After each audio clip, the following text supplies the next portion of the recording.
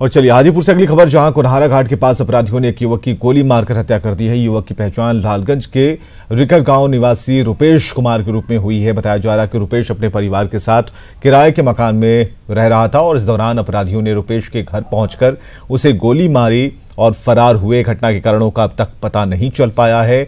फिलहाल पुलिस मामले की छानबीन में जुटी है।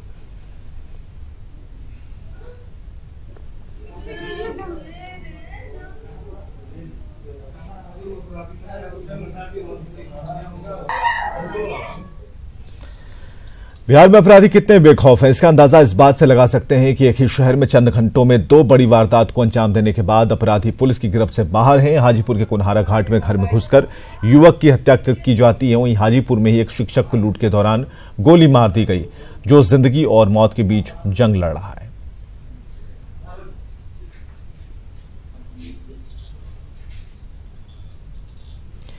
इधर बिहार में अपराधियों का तांडव लगातार जारी है। सहरसा में अपराधियों ने 2 व्यवसायियों को निशाने पर लिया। पहली घटना मेनहा खुनाहा के पास की है, जहां प्रिंटिंग प्रेस व्यवसायी को अपराधियों ने गोली मारी, 20,000 रुपए लूट लिए।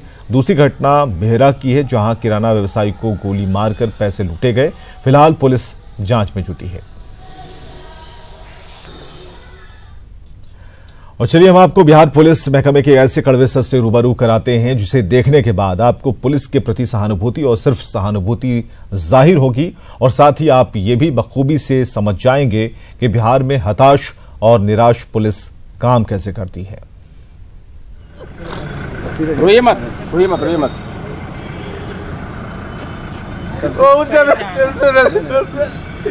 घबराइए मत, घबराइए मत। ठीक ठीक, इसको हम डीजीपी साहब लगे बात को रखेंगे, आपके पहुंचाएंगे मुख्यालय में। रोता बिलखता हुआ ये शख्स कोई आम आदमी नहीं, बल्कि दरभंगा के लहेरिया सराय थाने में दारोगा के पद पर आसीन है। लेकिन ड्यूटी ने इनकी बजा रखी है, लिहाजा लरसते होठों पर केवल और केवल लाचारी है और आंखों में आंसू है। काम के बोझ तले दबने वाले सज्जाद हुसैन अकेले नहीं है, बल्कि पुलिस कर्मियों और अधिकारियों की पूरी फौज है, जिनके जिम्मे विधि व्यवस्था के साथ साथ अनुसंधान का काम भी है। कितना केस आपके पास है? 1.25 क्या स्थिति, इतना लंबा केस कैसे अनुसंधान मतलब कर पाइएगा? तो क्या कहा जाए, जैसे होगा अनुसंधान तो करना ही होगा। तो समय मिल पाता है? इसके अलावा विधि व्यवस्था भी ड्यूटी भी रहती है। हाँ, गश्ती भी तीनों टाइम जाना पड़ता है, सुबह शाम। हालात ये है कि एक एक अधिकारी के जिम्मे 80 से 100 केस के अनुसंधान का बोझ है।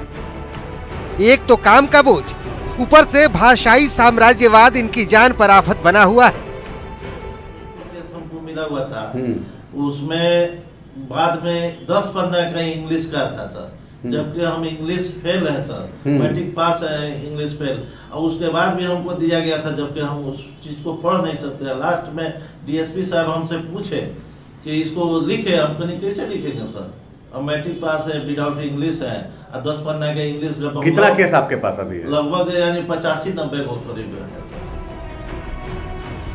जब अंग्रेजी ही समझ में नहीं आती तो अनुसंधान क्या खाक होगा। समझना मुश्किल नहीं है कि पुलिसिया कार्रवाई राम भरोसे ही चल रही है। बिहार पुलिस एसोसिएशन ने भी पुलिस महकमे के आला अधिकारियों पर गंभीर आरोप मढ़े। और आपको आश्चर्य होगा, एक अनुसंधानकर्ता के पास 100 केस है। 100 केस में बताइए, और विधि व्यवस्था ड्यूटी भी कर रहा है, अनुसंधान किस हिसाब से करेगा? वो अनुसंधान में साक्ष्य इकट्ठा करना होता है, अपराधियों को सजा दिलाने की बात होती है, और जनता को जो होता है आवेदक, उसको न्याय दिलाने की बात होती है। तब तो आज के डेट में जो 100 केस है और सारा ड्यूटी करता है, तो कहाँ से साक्ष्य बेहतर ढंग से इकट्ठा करता है? ऐसी बात नहीं है कि राज्य पुलिस मुख्यालय इस समस्या से वाकिफ नहीं है। हालांकि डीजीपी ये दावा जरूर कर रहे हैं कि सिस्टम में सुधार के लिए उनके पास एक ऐसी संजीवनी है जो सिर्फ और सिर्फ उन्हीं के पास है।